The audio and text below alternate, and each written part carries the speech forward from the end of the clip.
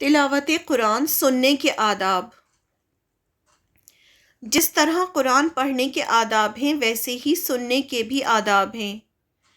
اللہ تعالیٰ فرماتے ہیں سورہ الاعراف کی آیت نمبر 204 میں، اعوذ باللہ من الشیطان الرجیم، بسم اللہ الرحمن الرحیم، جب تمہارے سامنے قرآن پڑھا جائے تو اسے توجہ سے سنو اور خاموش رہو، شاید کہ تم پر بھی رحمت ہو جائے۔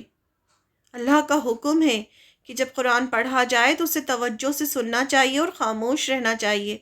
اگر ہم ایسا کریں گے تو کیا ہوگا؟ اللہ تعالیٰ کی رحمت ہوگی ہم پر۔ جب بھی قرآن کی تلاوت سنیں تو خاموشی سے سنا کریں تاکہ اللہ کی رحمت ہو۔ اللہ تعالیٰ فرماتے ہیں سورہ انفال کی آیت نمبر 2 میں، سچے اہل ایمان تو وہ لوگ ہیں جن کے دل اللہ کا ذکر سن کر لرز جاتے ہیں، اور جب اللہ کی آیات ان کے سامنے پڑھی جاتی ہیں تو ان کا ایمان اور بڑھ جاتا ہے اور وہ اپنے رب پر ایمان رکھتے ہیں۔ پھر اللہ تعالیٰ فرماتے ہیں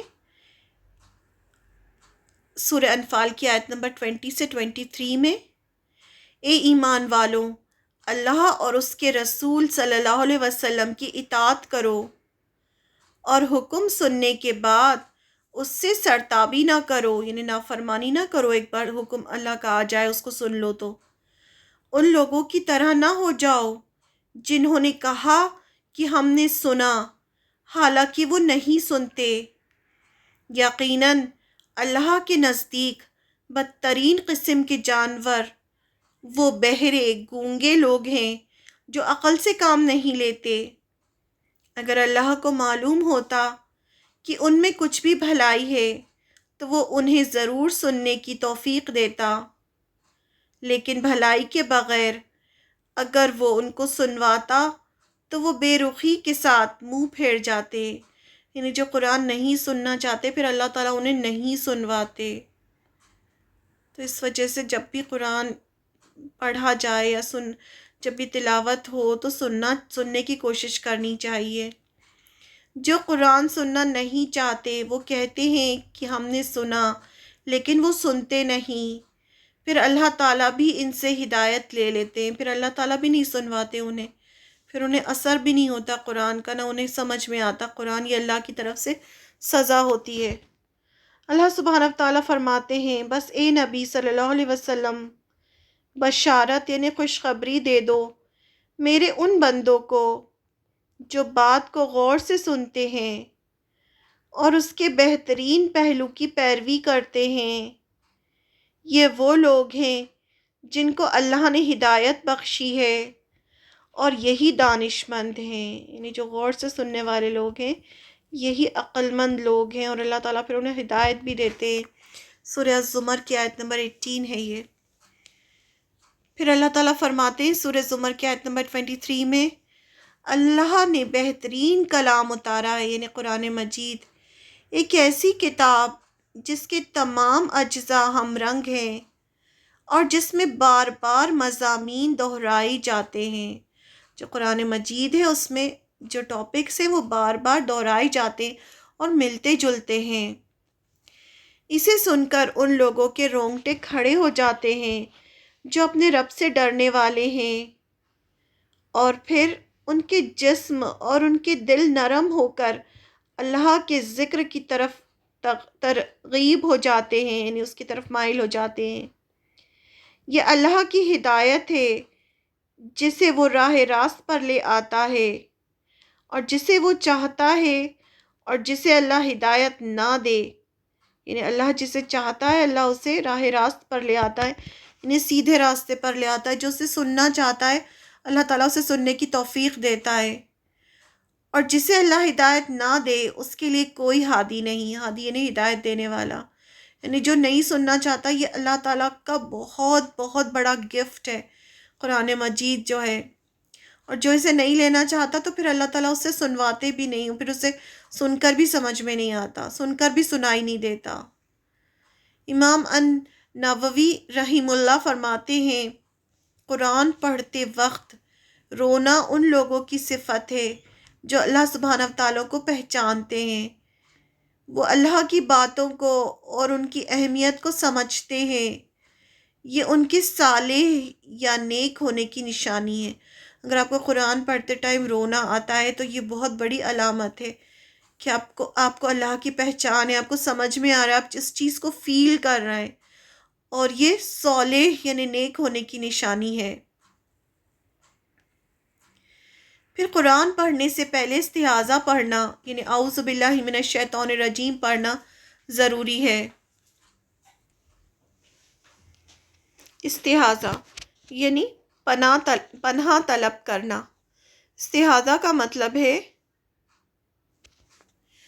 میں اللہ سبحانہ و تعالیٰ کی پناہ مانگتا ہوں شیطان مردود سے، کیونکہ جب ہم قرآن مجید پڑھتے ہیں تو شیطان بھٹکانے کی کوشش کرتا ہے، اس وجہ سے پہلے ہی اللہ تعالیٰ سے پناہ طلب کر لینی چاہیے شیطان سے، تاکہ وہ میرے مذہبی یا دنیاوی معاملات کو متاثر نہ کر سکے یا مجھے اللہ سبحانہ و تعالیٰ کا حکم ماننے سے نہ روک سکے، اور نہ ہی مجھے ان کاموں میں مبتلا کر سکے جن کو کرنے سے روکا گیا ہے۔ اس وجہ سے ہمیں شیطان سے پناہ طلب کرنی چاہیے۔ استعاذہ پڑھنے کی قرآن سے دلیل، اللہ سبحانہ تعالیٰ فرماتے ہیں سورہ الاعراف کی آیت نمبر 199 سے 200 میں، آپ درگزر کو اختیار کریں، آپ صلی اللہ علیہ وسلم سے فرمایا جا رہا ہے، نیک کام کی تعلیم دیں اور جاہلوں سے ایک کنارہ ہو جائیں، اور اگر کوئی وسوسہ شیطان کی طرف سے آنے لگے تو اللہ کی پناہ مانگ لیا کریں، بلا شبہ وہ خوب سننے والا خوب جاننے والا ہے۔ یہاں اللہ تعالیٰ نے آپ صلی اللہ علیہ وسلم سے فرمایا ہے کہ نیک لوگوں کو تعلیم دیں اور جاہلوں سے کنارہ ہو جائیں، یعنی جاہل جو ہیں اگر باتیں کرتے ہیں تو ان سے درگزر کریں، ان سے الگ ہو جائیں، اور اگر کوئی وسوسہ شیطان کی طرف سے آنے لگے تو اللہ کی پناہ مانگ لیا کریں، کیونکہ اللہ بہت سننے والا خوب جاننے والا ہے۔ پھر فرمایا برائی کو بھلائی سے دور کریں، جو کچھ یہ بیان کرتے ہیں ہم بخوبی واقف ہیں، اور کہو اے میرے پروردگار میں شیطانوں کے وسوسوں سے تیری پناہ چاہتا ہوں، اور اے میرے رب میں تیری پناہ چاہتا ہوں کہ وہ شیطان میرے پاس آ جائے۔ سورہ مومنون کی آیت نمبر 96 سے 98 میں اس کے بارے میں فرمائے۔ تو قرآن میں ہمیں جگہ جگہ دلیلیں ملتی ہیں کہ اللہ تعالیٰ نے خود فرمایا ہے کہ شیطان سے پناہ مانگو، اللہ کی پناہ میں آ جاؤ۔ نیکی اور بدی برابر نہیں ہوتی، برائی کو بھلائی سے دفع کرو، پھر وہی جس کے اور تمہارے درمیان دشمنی ہے ایسا ہو جائے گا جیسے دلی دوست، اور یہ بات انہی کے نصیب میں ہوتی ہے جو صبر کریں، اور اس کے سوائے بڑے نصیب والوں کے کوئی نہیں پا سکتا۔ اور اگر شیطان کی طرف سے کوئی وسوسہ آئے تو اللہ کی پناہ طلب کرو، یقیناً وہ بہت ہی سننے والا جاننے والا ہے۔ تو اس میں بھی اللہ تعالیٰ نے شیطان کی طرف سے فرمایا کہ شیطان کی طرف سے اگر کوئی وسوسہ آئے تو اللہ کی پناہ طلب کرو۔ ان آیتوں کو پڑھ کر معلوم ہوا کہ اللہ سبحانہ تعالیٰ ہمیں حکم دیتے ہیں کہ ہمیں شیطانی کاموں سے اللہ سبحانہ تعالیٰ کی پناہ مانگنی چاہیے، کیونکہ شیطان اپنے دشمن کے ساتھ نرمی نہیں کرتا۔ شیطان صرف آدم کی اولاد کا دشمن ہے اور صرف اس کی تباہی چاہتا ہے، کیونکہ وہ آدم علیہ السلام سے نفرت کرتا ہے۔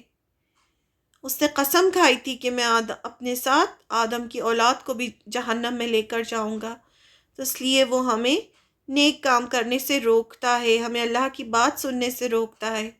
تو اس وجہ سے ہمیں قرآن پڑھنے سے پہلے استعاذہ پڑھنا چاہیے، اعوذ باللہ من الشیطان الرجیم۔ اللہ سبحانہ وتعالیٰ فرماتے ہیں، اے آدم کی اولاد، شیطان تم کو کسی خرابی میں نہ ڈال دے جیسے کہ اس نے تمہارے ماں باپ کو جنت سے باہر کروا دیا۔ اللہ تعالیٰ نے ہمیں خبردار کیا ہے شیطان سے کہ جیسے تمہارے ماں باپ آدم علیہ السلام اور حوا علیہ السلام کو جنت سے باہر نکلوایا، کہیں ایسا نہ ہو کہ تمہیں بھی وہ خرابی میں ڈال دے۔ سورہ الاعراف کی آیت نمبر 27 ہے یہ۔ پھر سورہ فاطر کی آیت نمبر 6 میں فرمایا، یاد رکھو شیطان تمہارا دشمن ہے اور تم اسے دشمن جانو، اور وہ اپنے گروہ کو صرف اس لیے ہی بلاتا ہے کہ وہ سب جہنم والے ہو جائیں۔ یعنی وہ سب کو چاہتا ہے کہ سب کے سب جو ہیں وہ جہنم میں جائیں، اور وہ تمہارا بہت بڑا دشمن ہے۔ کیا پھر بھی تم مجھے چھوڑ کے اسے اور اس کی اولاد کو اپنا دوست بنانا چاہ رہے ہو؟ یعنی تم پھر بھی اللہ کو چھوڑ کے، اللہ تعالیٰ شکایت کر رہے ہیں کہ پھر بھی اللہ کو چھوڑ کے شیطان کو اور شیطان کی اولاد کو اپنا دوست بنانا چاہ رہے ہو، حالانکہ وہ تم سب کا دشمن ہے۔ ایسے ظالموں کا کیا ہی برا بدلہ ہے۔ یعنی پھر خبردار کیا اللہ تعالیٰ نے شیطان سے۔ اور پھر شیطان نے کہا، پھر تو تیری عزت کی قسم، میں ان سب کو یقیناً بہکا دوں گا۔ یہ اللہ تعالیٰ نے ہمیں خود قرآن مجید میں بتایا ہے کہ شیطان نے اس طرح سے قسم کھائی تھی، بجز سوائے تیرے ان بندوں کے جو خالص اور تیرے پسندیدہ ہوں۔ یعنی ان کو چھوڑ کے سب کو شیطان بھڑکائے گا۔ سورہ صاد کی آیت نمبر 82-83 ہے۔ اللہ سبحانہ تعالیٰ یہ بھی فرماتے ہیں، قرآن پڑھنے کے وقت شیطان مردود سے اللہ کی پناہ طلب کرو۔ ایمان والوں اور اپنے رب پر بھروسہ رکھنے والوں پر اس کا زور مطلقاً نہیں ہوتا۔ جو ایمان والے ہوتے ہیں اور اللہ پہ بھروسہ کرتے ہیں ان پر شیطان کا زور نہیں چلتا۔ ہاں اس کا غلبہ ان پر تو یقیناً ہے جو اس سے رفاقت کریں، یعنی جو اس سے دوستی کرتے ہیں ان پر وہ غالب آ جاتا ہے، اور اسے اللہ کا شریک ٹھہرائیں۔ جو بھی شرک کرتے ہیں، ان جو دوستی کرتے ہیں شیطان پر، شیطان ان پر غالب آ جاتا ہے۔ سورہ نحل کی آیت نمبر 98 سے 100 ہے۔ اس میں صاف صاف کہا گیا کہ قرآن پڑھنے کے پہلے شیطان مردود سے اللہ کی پناہ طلب کرو۔ اللہ سبحانہ تعالیٰ فرماتے ہیں، اور جب تم قرآن پڑھو تو شیطان مردود سے اللہ کی پناہ طلب کرو۔ سورہ نحل کی آیت نمبر 98 سب سے اسٹرانگ دلیل ہے اس بات کی۔ ابو سعید الخدری رضی اللہ عنہ سے روایت ہے کہ جب آپ صلی اللہ علیہ وسلم رات کو نماز پڑھنے کے لیے اٹھتے تو پڑھتے، اعوذ باللہ السمیع العلیم من الشیطان الرجیم من ہمزہ ونفخہ ونفثہ۔ میں اللہ سبحانہ تعالیٰ جو سب جاننے اور سننے والا ہے سے پناہ مانگتا ہوں شیطان مردود سے، اس کے تکبر، اس کی سختی سے۔ قرآن پڑھتے وقت استعاذہ پڑھنا چاہیے، کیونکہ اللہ سبحانہ تعالیٰ نے قرآن کی آیتوں میں اس کا حکم دیا ہے، اور دوسرا یہ کہ آپ صلی اللہ علیہ وسلم بھی اسے ہمیشہ پڑھتے تھے، اور اسے پڑھنے سے ہم شیطان سے بچ کر اللہ سبحانہ تعالیٰ کی پناہ میں آ جاتے ہیں۔ اب استعاذہ کی فضیلت، یہ منہ سے نکلی بری باتوں سے منہ کو پاک کرتا ہے۔ جب ہم اعوذ باللہ من الشیطان الرجیم پڑھتے ہیں تو ہمارا منہ جو ہوتا ہے وہ بری باتوں سے پاک ہوتا ہے۔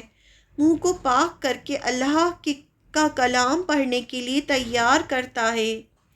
یہ اللہ سبحانہ تعالیٰ کی مدد کی تلاش کے ساتھ اس بات کو قبول کرتا ہے کہ اللہ سبحانہ تعالیٰ ہی ہر چیز کو کرنے کی قوت رکھتے ہیں۔ یہ اس بات کا اعتراف بھی ہے کہ انسان کے اندر برائی سے لڑنے کی طاقت نہیں، اسے صرف اللہ تعالیٰ ہی مٹا سکتے ہیں۔ اللہ سبحانہ تعالیٰ فرماتے ہیں سورہ اسراء یا سورہ بنی اسرائیل آیت نمبر 65 میں، میرے سچے بندوں پر تیرا یعنی شیطان کا کوئی قابو اور بس نہیں، تیرا رب کارسازی کرنے والا کافی ہے۔ یعنی جو اللہ کے سچے بندے ہوتے ہیں ان پر شیطان کا زور نہیں چلتا، کیونکہ اللہ تعالیٰ کافی ہو جاتے ہیں۔ کیونکہ شیطان تو انسان کو دیکھ سکتا ہے لیکن انسان شیطان کو نہیں دیکھ سکتا۔ بہتر ہے کہ انسان اللہ سبحانہ تعالیٰ سے مدد مانگے۔ استعاذہ اللہ سبحانہ تعالیٰ کے قریب جانے کا موقع اور ہر طرح کی برائی کہ شر سے بچنے کا طریقہ ہے، ہر اس میں استعاذہ پڑھنا چاہیے۔ اعوذ باللہ من الشیطان الرجیم۔ کچھ امپورٹنٹ پوائنٹس ہیں وہ دیکھتے ہیں۔ اگر تلاوت کرنے والا آہستہ آواز میں اکیلے قرآن پڑھ رہا ہو تو اسے استعاذہ بھی آہستہ پڑھنا ہوگا۔ جیسے ہم آہستہ آہستہ قرآن پڑھ رہے ہیں تو ہم اعوذ باللہ من الشیطان الرجیم بھی آہستہ پڑھیں گے۔ نماز میں بھی استعاذہ آہستہ پڑھا جاتا ہے۔ اگر کوئی لوگوں کی موجودگی میں بلند آواز سے تلاوت کر رہا ہو تو استعاذہ بھی بلند آواز سے پڑھا جائے گا۔ جب قرآن مجید کی تلاوت ہو رہی ہو، جیسے پوری کلاس میں بلند آواز سے ہو رہی ہو، تو پھر استعاذہ بھی بلند آواز سے پڑھا جائے گا۔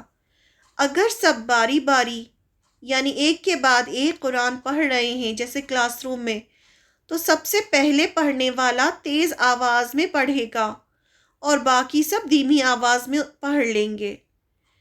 اگر کھانسنے، کفنگ، چھینکنے، سنیزنگ یا وقفہ یعنی کوئی گیپ آ جائے یا پڑھنے کے دوران آیتوں کے معنی یا تفسیر کے متعلق سے بات کی جائے تو دوبارہ قرآن شروع کرنے پر استعاذہ پڑھنے کی ضرورت نہیں۔ یعنی ایک بار آپ نے پڑھ لی اور آپ پھر قرآن ہی پڑھ رہے ہیں، اگر آپ کو چھینک آ گئی یا کھانسی چل گئی تو دوبارہ استعاذہ پڑھنے کی ضرورت نہیں۔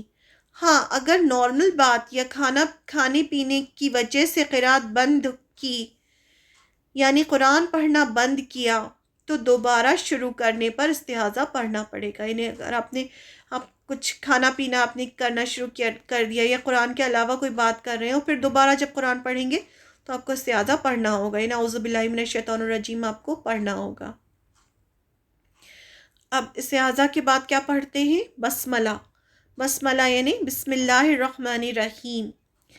قرآن کی ہر سورہ کو شروع کرنے سے پہلے بسملہ پڑھنا ضروری ہے، سوائے سورہ التوبہ کے۔ صرف سورہ توبہ ایسی ہے جس کے پہلے بسم اللہ نہیں پڑھا جاتا، ورنہ سب کے پہلے بسملہ یعنی بسم اللہ الرحمن الرحیم پڑھا جاتا ہے۔ بسملہ یعنی بسم اللہ الرحمن الرحیم، یعنی سورۃ التوبہ کے علاوہ کوئی بھی سورہ شروع کرنے کے پہلے بسم اللہ الرحمن الرحیم پڑھنا چاہیے۔ بسم اللہ الرحمن الرحیم کیا ہے؟ شروع اللہ کے نام سے جو بہت مہربان، بار بار رحم کرنے والا ہے۔ سورہ التوبہ کی شروعات میں بسم اللہ اس کے کانٹینٹ کی وجہ سے نہیں پڑھا جاتا، جو اس کا مضمون ہے اس کی وجہ سے نہیں پڑھا جاتا، اور سب سے بڑی بات یہ کہ آپ صلی اللہ علیہ وسلم نے نہیں پڑھا وہ، جس میں اللہ سبحانہ وتعالیٰ مسلمانوں کو کافروں سے جنگ کرنے کا حکم دے رہے ہیں۔ ایک اور ریزن یہ بھی ہے کہ رسول اللہ صلی اللہ علیہ وسلم نے بھی سورہ التوبہ کی شروعات میں بسم اللہ نہیں پڑھا تھا، اس لیے ہم بھی نہیں پڑھتے۔ بس اتنا ہی ریزن کافی ہے کہ آپ نے جو بتایا ہم نے وہ کیا، آپ نے نہیں پڑھا ہم بھی نہیں پڑھتے۔ اگر قرآن پڑھنا اس سورہ سے شروع کر رہے ہیں تو بسم اللہ نہیں پڑھیں گے، صرف اعوذ باللہ من الشیطان الرجیم پڑھ کے ہم شروع کر دیں گے۔ لیکن اگر سورہ التوبہ کے بیچ سے پڑھنا شروع کر رہے ہیں تو استعاذہ پڑھنے کے بعد بسم اللہ پڑھ بھی سکتے ہیں یا نہیں بھی، یہ پڑھنے والے کے اوپر ہے، چاہے پڑھیں یا نہ پڑھیں۔ اب استعاذہ، بسملہ اور سورہ پڑھنے کے طریقے۔ اگر قاری سورہ کی شروعات سے قرآن پڑھنا شروع کرتا ہے تو اسے استعاذہ کے بعد بسم اللہ پڑھ کر سورہ شروع کرنی چاہیے۔ ایسے کرنے کے 4 طریقے ہیں۔ اب آپ جب قرآن مجید پڑھنا جب شروع کرتے ہیں تو آپ نے اعوذ باللہ من الشیطان الرجیم پڑھا، اس کے بعد آپ بسم اللہ پڑھیں گے اور پھر سورہ شروع کر دیں گے۔ تو ایسے پڑھنے کے 4 طریقے ہیں۔ پہلا ہے قتل جمی، یعنی تینوں کو الگ الگ کر کے پڑھنا، یعنی قطع کر کے پڑھنا۔ یعنی آپ نے استعاذہ پڑھا اعوذ باللہ من الشیطان الرجیم، پھر آپ رکے، پھر آپ نے بسملہ پڑھا بسم اللہ الرحمن الرحیم، پھر آپ رکے اور پھر آپ نے سورہ پڑھنی شروع کر دی۔ تو اس طرح سے تینوں کو الگ الگ کر کے پڑھا جاتا ہے۔ پھر وصل جمی، یعنی تینوں کو ایک ساتھ ملا کر پڑھنا، ایک سانس میں استعاذہ، بسملہ اور سورہ کو ایک ہی سانس میں بنا روکے پڑھنا، ایسے بھی پڑھ سکتے ہیں۔ پھر وصل بسملہ بالسورہ، بسملہ اور سورہ کو ملا کر پڑھنا، یعنی اپنے استعاذہ پڑھا یعنی اعوذ باللہ من الشیطان الرجیم پڑھ کے پھر آپ رکے، پھر بسملہ اور سورہ ایک ہی سانس میں بنا رک کے پڑھا، یعنی بسم اللہ الرحمن الرحیم اور جو بھی سورہ ہے۔ وصل استعاذہ بسملہ، استعاذہ اور بسملہ ملا کر پڑھنا، یعنی آپ نے اعوذ باللہ من الشیطان الرجیم بسم اللہ الرحمن الرحیم یہ ایک ہی سانس میں پڑھا اور پھر سورہ شروع کی، تو اس طرح سے بھی پڑھا جا سکتا ہے، یعنی استعاذہ و بسملہ ایک ہی سانس میں پڑھ کے رکنا اور پھر سورہ شروع کرنا۔ اب دو سورہ کے بیچ بسملہ، اب جب ہم ایک سورہ ختم کر رہے ہیں اور ایک دم دوسرا شروع کرتے ہیں سورہ، تو کیسے کرنا ہے؟ ہمیشہ قرآن پڑھتے وقت دو سورہ کے بیچ بسملہ پڑھتے ہیں، صرف سورہ الانفال اور سورہ التوبہ کے بیچ چھوڑ کر، یعنی سورہ انفال ختم ہوئی اس کے بعد ہم بسملہ نہیں پڑھیں گے، سیدھے التوبہ شروع کر دیں گے، کیونکہ سورہ توبہ کے پہلے بسملہ یعنی بسم اللہ الرحمن الرحیم نہیں پڑھا جاتا، صرف یہ ایک ایکسیپشن ہے، باقی ایک سورہ ختم ہوئی اس کے بعد پھر بسملہ پڑھیں گے ہم اور پھر دوسری سورہ شروع کریں گے۔ ایک سورہ کو ختم کر کے دوسری سورہ شروع کرنے کے 4 طریقے ہیں، اس میں سے 3 الاؤڈ ہیں اور 1 الاؤڈ نہیں ہے۔ سب سے پہلا، سب کو الگ الگ کرنا، یعنی قاری یعنی پڑھنے والا اپنی سورہ ختم کرتا ہے، پھر رک کے سانس لیتا ہے، پھر بسملہ پڑھتا ہے بسم اللہ الرحمن الرحیم، پھر رک کے سانس لیتا ہے اور پھر دوسری سورہ شروع کرتا ہے۔ ایک طریقہ یہ ہے۔ پھر دوسرا ہے سب کو ملانا، یعنی قاری اپنی سورہ ختم کرتا ہے، سورہ کے آخری ورڈ کو بسملہ سے ملاتا ہے، اسی سانس میں بسملہ سے دوسری سورت کو ملاتا ہے، ایک ہی سانس میں تینوں چیزیں پڑھنا۔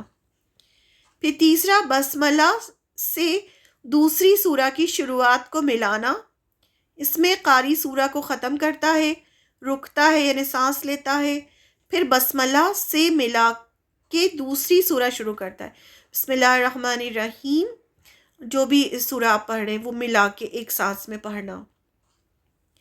4 طریقہ کیا ہے؟ سورہ کو بسملہ سے ملا کے ختم کرنا، یہ جو ہے یہ غلط طریقہ ہے۔ پھر رکنا، پھر دوسری سورہ شروع کرنا، یہ طریقہ الاؤڈ نہیں ہے، یعنی آپ نے کوئی سورہ ختم کی اور بسملہ پڑھا اور پھر آپ رک گئے، پھر آپ نے دوسری سورہ شروع کی، تو یہ غلط طریقہ ہے، یہ الاؤڈ نہیں ہے۔